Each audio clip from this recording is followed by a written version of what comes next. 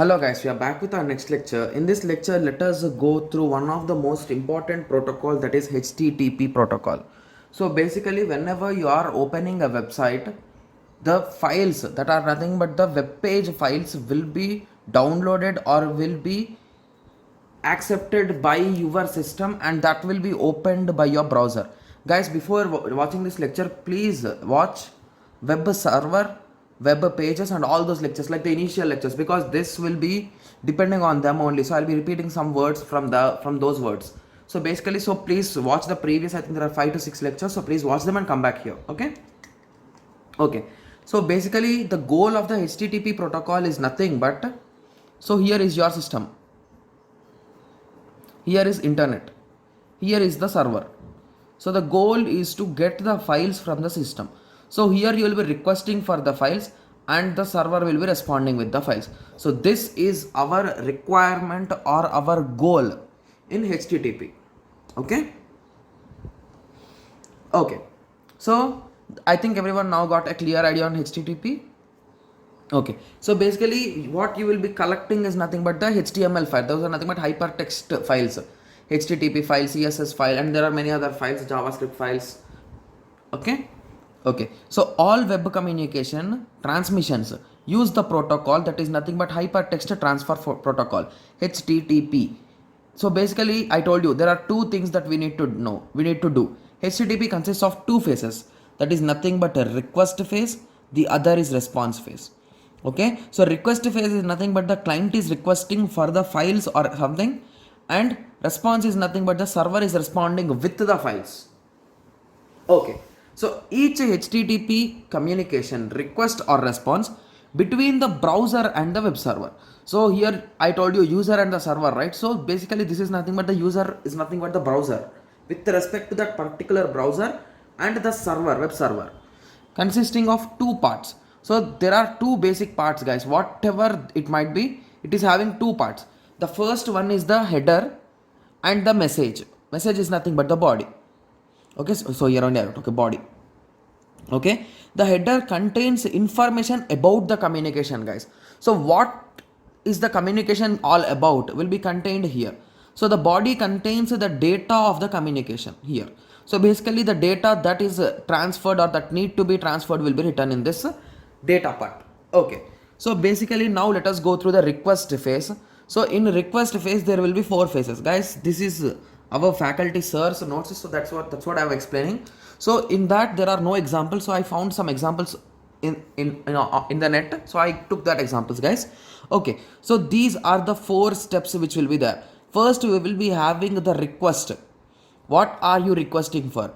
Are you trying to get the data or post the data or put the data? Guys, we'll be discussing about those also, don't worry. Or shall we discuss about them first? So let us discuss about them first, because that will be giving you more clarity, right?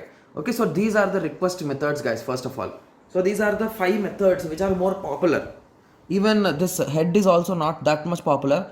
The rest of the 4 you will be calling them as really important. In some languages they will be saying like crude operations, right? Okay, like for databases they will be saying that creating, deleting, updating and any kind of operation, they will be coming under crude operation. So similarly here in HTTP we will be saying these 4 are the most important, guys.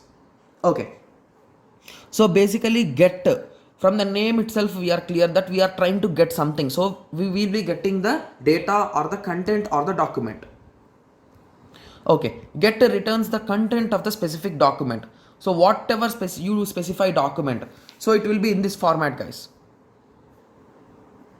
Get space slash text.html, assume. So now you will be returning with this file. So this is our request, that is get.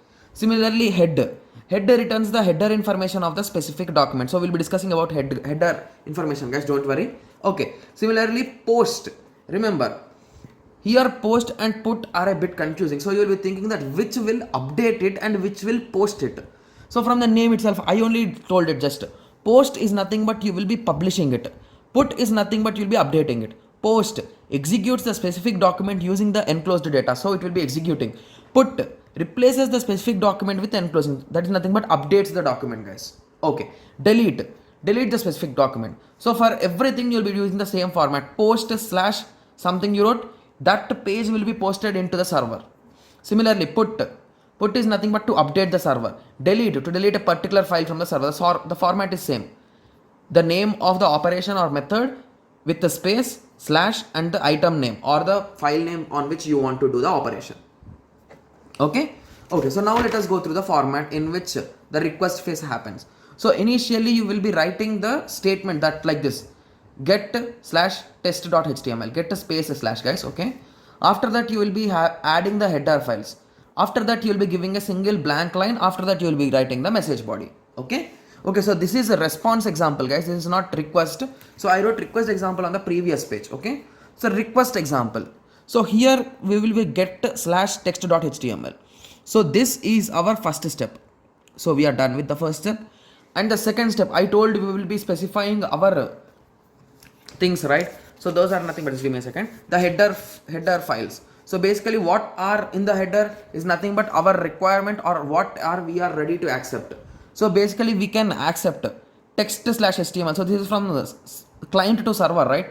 So client is saying that to server I can accept only these type of files, so send among this, and I will be following gzip encoding. So most of the website uses this encoding only. So gzip encoding I am using, so please send in that format only. Acceptance language, English, you can say English. Like host, your IP address you will be giving 170.0.0.1. This is your local address. User agent, so which browser are you using? So in that way, this all comes under header. Okay. After that you will be leaving a single line of a blank. That is nothing but our third step. That is leaving a single line is also a step here. After that you will be writing the message. If there is no message, you can just avoid it. So this is nothing but for message. Clear? So this is our request part, guys. So we will be requesting our command or our, you can call it, for now we can call it as command. You will be specifying your header. Then you will be writing, leaving a line, and you will be writing a message if there is any requirements, any other requirements other than the above specifications. Okay. So the 4 parts is what I have written here. So the following is an example. So this is the example I have just shown you. Okay. So we learnt about the 4 steps, right? Get is nothing but to get the data. Head is nothing but to get the head. So assume get, you wrote head to and you transferred that to the server. So it will be returning these things. If you transfer it to the host, it will be reversing, it will be sending something else. Okay. So post is nothing but to update, post is nothing but to post it, to publish it. Put is nothing but to update it. Delete is nothing but to delete it. So get and post are most frequently used. So basically we are trying to get the data. So if you consider among all this is the most used, guys, because we always try to get the data. Whenever you open a website, it's going to get the data. That's it. Okay. And post are the most frequently used. The format of the header is the field name followed by a colon and the value of the field. So that's what I have written here, guys. Accept encoding colon gzip, like that. Okay. Followed by the colon and the value of the header. So the 4 categories will be general, request, response, and entity. Okay. So now let us move to the response phase. So in the response also we are having the same 4 steps, guys. So basically in response also you will be getting the same format response. Okay. So first you will be getting the status line. That is nothing but the request that the user has given, get slash text.html. After that here you will be having different headers, guys. So basically these headers are for the code or the message that is there. So the message is of format HTML and it is using UTF-8 for the character set, and the length of the whole file is 742 characters. Okay. So this is nothing but the header. We left a line here and we got the message here. So this is step 1, this is step 2, and this is step 3. So I hope everyone got some idea on this HTML request and response. Okay. So basically if you noticed here carefully, you could have observed this, right? So here I gave HTTP colon 0.9 200 OK. So now your question will be, what is this 200 OK? So this is nothing but the response code or the status code for the result. Okay, I think I have just told you something wrong. Okay, sorry, this is not 1, guys, this is 1. This is the response that we are getting. So this is our request and this is the response we got. That is nothing but the status line we will be calling it as. Okay, status line, response header, blank line, response body. Okay, so the status line indicates the HTTP version. So this 0.9 indicates the version of HTML. Okay, version used. A 3-digit status code is also sent beside it after slash. Similarly here after space. Okay.